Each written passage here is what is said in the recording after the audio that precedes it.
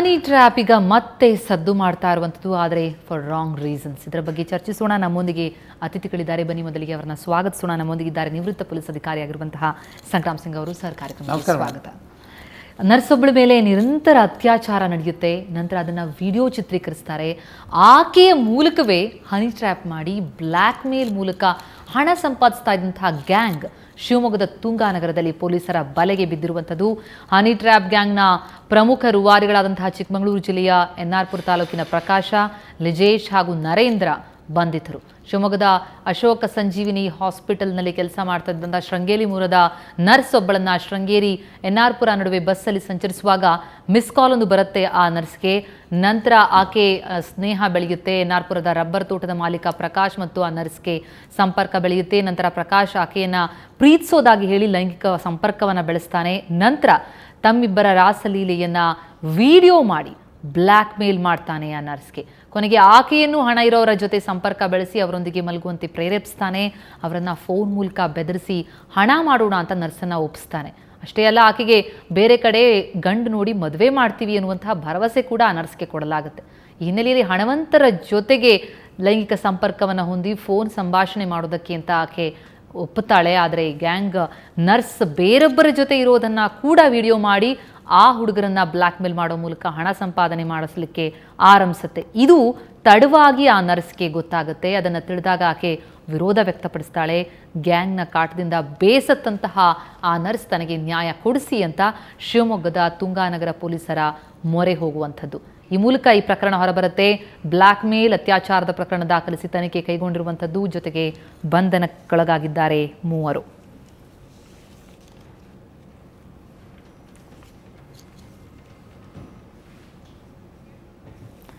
ಬಡ ಹೆಣ್ಣು ಮಕ್ಕಳೇ ಇವರ ಟಾರ್ಗೆಟ್. ಅವರನ್ನ ಟಾರ್ಗೆಟ್ ಮಾಡಿ ಅವರನ್ನ ಟ್ರ್ಯಾಪ್ ಮಾಡಿ ನಂತರ ಅವರನ್ನೇ ಹನಿ ಟ್ರ್ಯಾಪ್ಗೆ ಬಳಸುವಂಥದ್ದು. ಇಂತಹದೊಂದು ಜಾಲ ಈಗ ಪೊಲೀಸರ ಬಲೆಗೆ ಬಿದ್ದಿದೆ. ನರ್ಸ್ ಒಬ್ಬಳನ್ನ ಪ್ರೀತಿಯ ನಾಟಕವಾಡಿ ಆಕೆಯೊಂದಿಗೆ ಲೈಂಗಿಕ ಸಂಪರ್ಕವನ್ನು ಹೊಂದಿ ನಂತರ ಅದನ್ನು ವಿಡಿಯೋ ಮಾಡಿಕೊಂಡು ಆ ನರ್ಸ್ಗಳನ್ನ ಬ್ಲ್ಯಾಕ್ ಮೇಲ್ ಮಾಡಿ ನಂತರ ಆಕೆಯನ್ನೇ ಟ್ರ್ಯಾಪ್ ಮಾಡಿ ಹನಿ ಟ್ರ್ಯಾಪ್ಗೆ ಬಳಸುವಂಥದ್ದು. ಶ್ರೀಮಂತರನ್ನ ಬಲೆ ಬೀಸುವಂಥದ್ದು, ಜೊತೆಗೆ ಅವರೊಂದಿಗೆ ಸಂಪರ್ಕವನ್ನು ಹೊಂದಿ ಅವರ ಮೂಲಕ ದುಡ್ಡನ್ನು ಮಾಡಿಕೊಳ್ಳುವಂಥದ್ದು. ಜೊತೆಗೆ ಈ ಹನಿ ಟ್ರ್ಯಾಪ್ ಅನ್ನುವಂಥದ್ದು ಬಹಳ ದೊಡ್ಡ ದಂಧೆಯಾಗಿ ಪರಿಣಮಿಸಿತ್ತು ಈ ಗುಂಪಿನ ಪಾಲಿಗೆ. ನಂತರ ಬೇಸತ್ತಂತಹ ನರ್ಸ್ ಪೊಲೀಸ್ ಕಂಪ್ಲೇಂಟ್ ಕೊಡ್ತಾರೆ. ಅದರ ಮೂಲಕ ಈ ಪ್ರಕರಣ ಹೊರಬರುತ್ತೆ. ಹೀಗಾಗಿ ಮೂವರನ್ನ ಈಗ ಬಂಧಿಸಲಾಗಿರುವಂಥದ್ದು.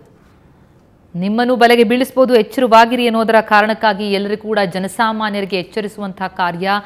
ನಿಜಕ್ಕೂ ಯಾವ್ಯಾವ ರೀತಿಯಲ್ಲಿ ಟ್ರ್ಯಾಪ್ ಮಾಡಲಾಗುತ್ತೆ, ನಂತರ ಟ್ರ್ಯಾಪ್ ಮಾಡೋದಕ್ಕೆ ಕೂಡ ಬಳಸ್ಕೊಳ್ತಾ ಇರುವಂಥದ್ದು ಬಡ ಮಕ್ಕಳನ್ನು, ಬಡ ಹೆಣ್ಣು ಮಕ್ಕಳನ್ನು, ಅವರನ್ನೂ ಟ್ರ್ಯಾಪ್ ಮಾಡಿ ಈ ದಂಧೆಯಲ್ಲಿ ನೂಗ್ತಾ ಇರುವಂಥದ್ದು. ಇಂತಹ ಜಾಲ ಈಗ ಪತ್ತೆಯಾಗಿದೆ. ಒಟ್ಟು 4 ಜಿಲ್ಲೆಗಳಲ್ಲಿ ಇಂತಹದೊಂದು ಹನಿ ಟ್ರ್ಯಾಪ್ ಜಾಲ ಇರುವಂಥದ್ದು. ಬಡ ಹೆಣ್ಣು ಮಕ್ಕಳೇ ಇವರ ಟಾರ್ಗೆಟ್ ಆಗಿರ್ತಾರೆ ಎನ್ನುವಂಥದ್ದು ಇಲ್ಲಿ ಪ್ರಮುಖ ಅಂಶ.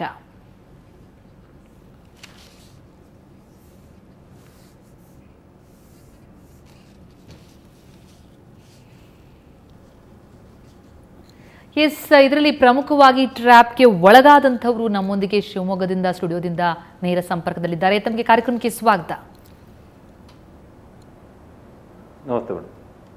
ಎಸ್, ಹಾಗೆಯೇ ಮಹಿಳಾ ಆಯೋಗದ ಮಾಜಿ ಅಧ್ಯಕ್ಷರಾಗಿರುವಂತಹ ಮಂಜುಳಾ ಮಾನಸ ಅವರು ಕೂಡ ನಮ್ಮ ಜೊತೆ ನೇರ ಸಂಪರ್ಕದಲ್ಲಿದ್ದಾರೆ ಮೈಸೂರು ಸ್ಟುಡಿಯೋದಿಂದ. ಮಂಜುಳಾ ಮೇಡಮ್, ನಮಸ್ಕಾರ, ಕಾರ್ಯಕ್ರಮಕ್ಕೆ ಸ್ವಾಗತ.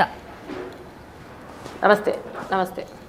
ಎಸ್, ಪ್ರಮುಖವಾಗಿ ಮಂಜುಳಾ ಮೇಡಮ್, ಈ ತರಹದೊಂದು ಟ್ರ್ಯಾಪ್ ನಡೀತಾ ಇದೆ ಅಂತ ಅನ್ನೋದು, ಹನಿ ಟ್ರ್ಯಾಪ್ ಅನ್ನೋದು ಬಹಳಷ್ಟು ವರ್ಷಗಳಿಂದ ನಡೆದುಕೊಂಡು ಬಂದಿದೆ ನಿಜ. ಆದರೆ ಬೇಹುಗಾರಿಕೆಯಲ್ಲಿ ಬಳಸ್ತಾ ಇದ್ದಂತಹ ಈ ತಂತ್ರಗಾರಿಕೆಯನ್ನು ಈಗ ಒಂದು ದಂಧೆಯಾಗಿ ತೆಗೆದುಕೊಂಡು ಬಡ ಹೆಣ್ಣು ಮಕ್ಕಳನ್ನು ಇದಕ್ಕೆ ಬಳಸ್ಕೊಳ್ತಾ ಇರುವಂಥದ್ದು. ಈ ಜಾಲದ ಕ್ರಮವನ್ನು ನೋಡಿದ್ರಂತೂ ನಿಜಕ್ಕೂ ಬಹಳ ದಂಗಾಗಬೇಕು. ಏನಂತೀರಿ ತಾವು ಅಂತ? ನಿಜ, ಇದು ಹಳೆಯ ಸುದ್ದಿ ಕೂಡ. ಎಷ್ಟೋ ನಾನು ಮಹಿಳಾ ಆಯೋಗದ ಅಧ್ಯಕ್ಷೆಯಾಗಿದ್ದಂಥ ಸಂದರ್ಭದಲ್ಲಿ ಇಂಥ ಪ್ರಕರಣಗಳನ್ನು ಬಲು ಹತ್ತಿರದಿಂದ ನೋಡಿದಂಥವಳು. ಹೆಣ್ಣು ಮಕ್ಕಳ ಮಾರಾಟ ಇರ್ಬೋದು, ಮತ್ತು ಉತ್ತರ ಕರ್ನಾಟಕ ಭಾಗದಲ್ಲಂತೂ ಹೆಣ್ಣು ಮಕ್ಕಳನ್ನು ಬಡತನದಿಂದ ಶೋಷಣೆಗೆ ಒಳಗಾದಂಥ ಎಷ್ಟೋ ಜನ ಹೆಣ್ಣು ಮಕ್ಕಳನ್ನು ಸೆಕ್ಶುವಲ್ ಆಗಿ ಈ ರೀತಿ ಬಳಸ್ಕೊತಾ ಇರುವಂಥದ್ದು ಅಲ್ಲಲ್ಲಿ ಗುಸುಗುಸುವಾಗಿ ನಡೀತಾ ಇತ್ತು. ಆದರೆ ಈ ಮಟ್ಟಕ್ಕೆ ನಡೀತಾ ಇದೆ ಅನ್ನೋದು ನಿಜವಾಗ್ಲೂ ಕೂಡ ಆತಂಕಕಾರಿಯಾದಂತಹ ಬೆಳವಣಿಗೆ. ಇದು ಅಟ್ಲೀಸ್ಟ್ ಮಾಧ್ಯಮದವರು ಇಂಥ ಒಂದು ಡಿಬೇಟ್ಗಳನ್ನು ಮಾಡೋದ್ರ ಮೂಲಕ ಒಂದು ಅವೇರ್ನೆಸ್ ಅನ್ನ ಮೂಡಿಸಬಹುದು ಸಾರ್ವಜನಿಕವಾಗಿ ಅಂತ ನನ್ಗನ್ಸುತ್ತೆ. ಮತ್ತು ಬಡತನದ ಹೆಸರಿನಲ್ಲಿ ಹೆಣ್ಮಕ್ಳುಗಳು ನಂಬಿ ಮೋಸ ಹೋಗಿರುವಂತವ್ರು ಸುದ್ದಿ ಮಾಡ್ಲಿಕ್ಕೂ ಕೂಡ ಹೆದರ್ತಾರೆ, ಮತ್ತೆ ಇಂಥ ವಿಚಾರಗಳನ್ನ ಶೇರ್ ಮಾಡ್ಕೊಳ್ಳಿಕ್ಕೂ ಕೂಡ ಹೆದರ್ತಾರೆ. ಹಾಗಾಗಿ ಇಂಥ ಪ್ರಕರಣಗಳು ಬೆಳಕಿಗೆ ಬರೋದು ಅಪರೂಪ.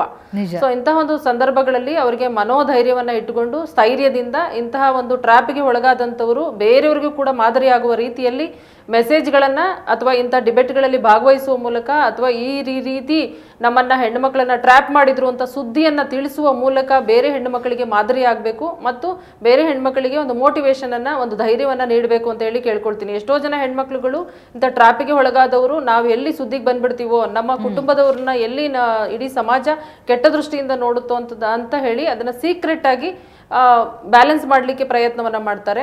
ದಯಮಾಡಿ ಇಂತಹ ಮಹಿಳೆಯರ ಮೇಲೆ ನಡೆಯುವಂತಹ ಮಹಿಳಾ ವಿರೋಧಿ ಪ್ರಕರಣಗಳು ಎಲ್ಲ ಪ್ರಕರಣಗಳನ್ನು ಕೂಡ ಸುದ್ದಿ ಮಾಡಬೇಕು, ಚರ್ಚೆ ಆಗಬೇಕು. ಇಂಥ ಕಲ್ಪ್ರಿಟ್ಗಳು ಕಾನೂನು ರೀತಿಯಲ್ಲಿ ಶಿಕ್ಷೆಗೆ ಒಳಗಾಗಬೇಕು ಅಂತ ಹೇಳಿ ಒತ್ತಾಯ ಮಾಡ್ತೀನಿ ಈ ಮೂಲಕ.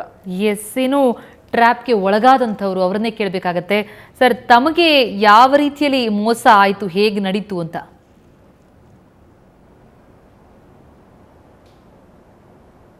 ಹಲೋ.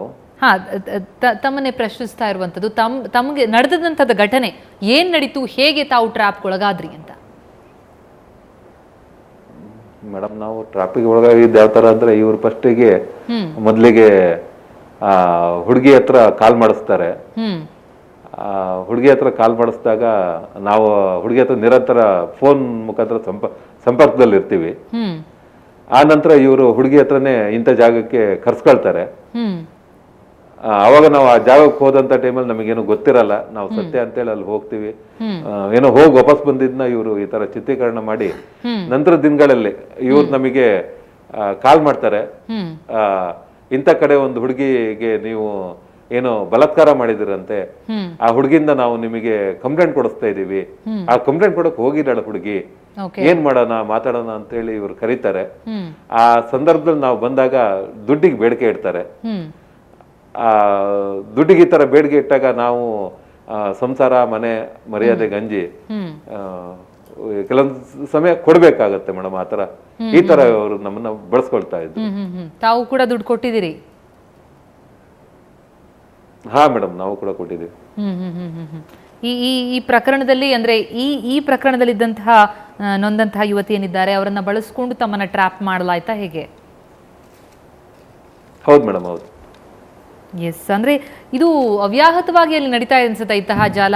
ತಮ್ಮ ಸ್ನೇಹಿತರಿರ್ಬೋದು ಅಥವಾ ಬೇರೆಯವರು ಕೂಡ ಈ ತರದ್ದು ಆಗಿದ್ದಿದ್ಯಾ, ಹೇಗೆ ಅಂತ? ಇಲ್ಲ, ನಾವು ಬೇರೆಯವ್ರ ಮುಖಾಂತರನು ನಾವು ಕೇಳ್ಪಟ್ಟಿದೀವಿ.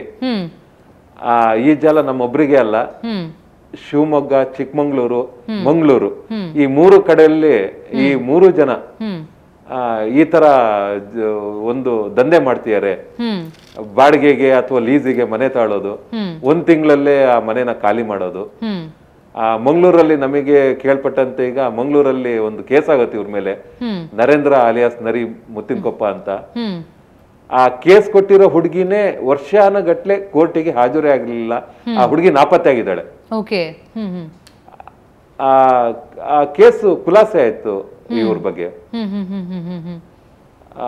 ಇವರು ಪ್ರತಿಷ್ಠಿತ ವ್ಯಕ್ತಿ. ಯಾವ ತರ ವ್ಯಕ್ತಿಗಳಂದ್ರೆ, ಈ ಪ್ರಕಾಶ ಅನ್ನೋನು ನನಗೆ ರವಿ ಪೂಜಾರಿ ಕಾಂಟ್ಯಾಕ್ಟ್ ಇದೆ, ಅವ್ರು ಆಸ್ಟ್ರೇಲಿಯಾದಲ್ಲಿ ಇರೋದು, ಆ ತರ ಹೆದರ್ಸ್ತಾ ಇದ್ದ. ಅಂದ್ರೆ ಆ ತರ ಈ ತರ ಅವ್ರು ಹೆಸರು ತಾಂಡಿ ಈ ನರೇಂದ್ರ ಅಲಿಯಾಸ್ ನರಿ ಅನ್ನೋನು ಮುತ್ತಪ್ಪರಿ ನನಗೆ ನೇರ ಸಂಪರ್ಕದಲ್ಲಿದ್ದಾರೆ. ನಾನು ಬೇರೆ ಬೇರೆಯವರ ಹೆಸರುಗಳನ್ನ ಬಳಸ್ಕೊಂಡು ಇವ್ರುಗಳು ಹೆದರ್ಸುವಂತದ್ದು ಬಳಸ್ಕೊಂಡು ಈ ತರ ಅವ್ರ ಹತ್ಲಾಗೆ ಕಂಪ್ಲೇಂಟ್ ಕೊಡಕ್ ಹೋದ್ರುನು ನಾವುಗಳು ಅಂಜಬೇಕು. ನಾಳೆ ದಿವಸ ನಮ್ ಜೀವಕ್ಕೆ ಏನ್ ಭಯ ಇದೆಯೋ, ನಮ್ ಜೀವ ಏನಾಗುತ್ತೋ. ತಾವು ಕಂಪ್ಲೇಂಟ್ ಕೊಟ್ರ? ತಾವೇನಾದ್ರೂ ಕಂಪ್ಲೇಂಟ್ ಕೊಟ್ರ ಅಥವಾ ಅಂದ್ರೆ ತಮ್ಮ? ಇಲ್ಲ ಮೇಡಮ್, ನಾವು ಕಂಪ್ಲೇಂಟ್ ಕೊಟ್ಟಿಲ್ಲ. ನಾವು ಕಂಪ್ಲೇಂಟ್ ಕೊಡೋ ಇದಕ್ಕೆ ಮುಂದಾಗಿಲ್ಲ, ಕೊಟ್ಟಿಲ್ಲ ಮೇಡಮ್. ಕೊಟ್ಟಿಲ್ಲ ಅಂದ್ರೆ ತಮಗೆ ಫೋನ್ ಕರೆ ಬರುತ್ತೆ, ಯಾರೋ ಒಬ್ಬ ಅನ್ನೋನ್ ಪರ್ಸನ್, ಅನ್ನೋನ್ ಗೊತ್ತಿಲ್ಲದಂತಹ ಯುವತಿಯಿಂದ ಕರೆ ಬಂದಾಗ ಆಗ್ಲೂ ಕೂಡ ತಮ್ಗೆ ಏನಾದ್ರು ಅನುಮಾನ ಬರ್ಲಿಲ್ವಾ? ಇಲ್ಲ ಮೇಡಮ್, ನಮಗೆ ಆ ತರದ್ದು ಯಾವುದೇ ಅನುಮಾನ ಬಂದಿಲ್ಲ. ಯಾಕಂದ್ರೆ ಅವರು ನಮಗೆ ಸೀದಾ ನಮ್ಮ ಹತ್ರ ಹೇಳ್ಕೊಳ್ತಾ ಇದ್ರು, ನಾವು ಇಂತಲ್ಲಿ ಕೆಲಸ ಮಾಡ್ತೀವಿ, ನಾವು ಇಂಥ ಊರ್ನವರು ಅಂತ. ಹಾಗಾಗಿ ಆ ಹುಡುಗಿ ಮೇಲೆ ನಮಗೆ ಯಾವುದೇ ಅನುಮಾನ ಇಲ್ದೇನೆ ನಾವು ಅವ್ರ ಜೊತೆ ಸಂಪರ್ಕದಲ್ಲಿ ಇದ್ದಿದ್ದು ಹೌದು. ಆದ್ರೆ ಈ ತರ ಆಗುತ್ತೆ ಅನ್ನೋದು ನಮಗೆ ಗೊತ್ತಿರ್ಲಿಲ್ಲ. ಎಲ್ಲೋ ತಾವು ಎಡವಿದ್ದು ತಾವು ಮಾಡಿದಂತಹ ಒಂದು ತಪ್ಪು ಬಹಳ ದೊಡ್ಡ ಶಿಕ್ಷೆಯಾಗಿ ಪರಿಣಮಿಸ್ತಿತ್ತು ಅಂತ ಅರಿವಾಗ್ತಿದೆ ಮೇಡಮ್. ಅರಿವಾಗ್ತಾ ಇದೆ. ನಮಗ ನಾವು ಅಕಸ್ಮಾತ್ ಹ್ಮ್ ದುಡ್ಡು ಕೊಡ್ದೇನೆ ಅಕಸ್ಮಾತ್ ಕೇಸು ಕಂಪ್ಲೇಂಟ್ ಅಂತ ನಾವೇನಾದ್ರು ಹೋಗಿದ್ದಿದ್ರೆ ಹ್ಮ್ ನಮ್ಮ ಸಂಸಾರದಲ್ಲಿ ಬಿರ್ಕ್ ಬರೋದು ಹ್ಮ್ ಅಥವಾ ಭೂಗತ ಪಾತಕಿಗಳಿಂದ ನಮಗೇನಾದ್ರು ಜೀವಹಾನಿ ಆಗೋದು, ಹ್ಮ್ ಹ್ಮ್ ಈ ತರ ಎಲ್ಲ ಆಗೋದಕ್ಕಿನ್ನ ನಾವು ಅವ್ರು ಕೇಳಿದ್ರಲ್ಲಿ ಸ್ವಲ್ಪ ಕೊಟ್ಟು ಕೈ ತೊಳ್ಕೊಳ್ಳೋದು ಉತ್ತಮ ಅಂತ ನಮಗೆ ಅನಿಸ್ದಾಗ ನಾವು ಈ ತರ ಮಾಡಿದೀವಿ. ಎಸ್ ಎಸ್ ಬಹುಶಃ ನಿಜಕ್ಕೂ ಕೂಡ ಎಲ್ಲೋ ಎಡವಿದ್ದು ಎಷ್ಟು ದೊಡ್ಡದಾದಂತಹ ಶಿಕ್ಷೆಯಾಗಿ ಪರಿಣಾಮ ಆಗುತ್ತೆ. ಅದನ್ನೇ ಬಂಡವಾಳ ಮಾಡ್ಕೊಳ್ಳುವಂಥವ್ರು ಯಾವ್ಯಾವ ರೀತಿಯಾದಂಥ ಕ್ರಮದಿಂದ ಮುಂದಕ್ಕೆ ಸಾಕ್ತಾರೆ, ದಂಧೆಯನ್ನು ನಡೆಸ್ತಾರೆ. ಜೊತೆಗೆ ಇದಕ್ಕೆ ಅಮಾಯಕ ಹೆಣ್ಣು ಮಕ್ಕಳನ್ನು ಬಳಸಿಕೊಳ್ಳುವಂಥದ್ದು ಇದು ಕೂಡ ಬಹಳ ದೊಡ್ಡದಾದಂತಹ ಸಂಗತಿ. ಜೊತೆಗೆ ಯಾವ ರೀತಿಯಲ್ಲಿ ಪೊಲೀಸ್ ಇಲಾಖೆ ಇದರ ಬಗ್ಗೆ ಗಮನವನ್ನು ಹರಿಸುತ್ತೆ, ಸಂಗ್ರಾಮ್ ಸಿಂಗ್ ಸರಿಂದ ತೆಗೆದುಕೊಳ್ಳೋಣ ಅದರ ಬಗ್ಗೆ ಮಾಹಿತಿಯನ್ನು. ಜೊತೆಗೆ ಬಹಳಷ್ಟು ವರ್ಷಗಳಿಂದ ನಡೀತಾ ಇರುವಂತಹ ದಂಧೆ ಯಾದರೂ ಕೂಡ ಕಡಿವಾಣ ಹಾಕುವಂಥದ್ದು ಯಾಕೆ ಸಾಧ್ಯ ಆಗ್ತಾ ಇದೆ.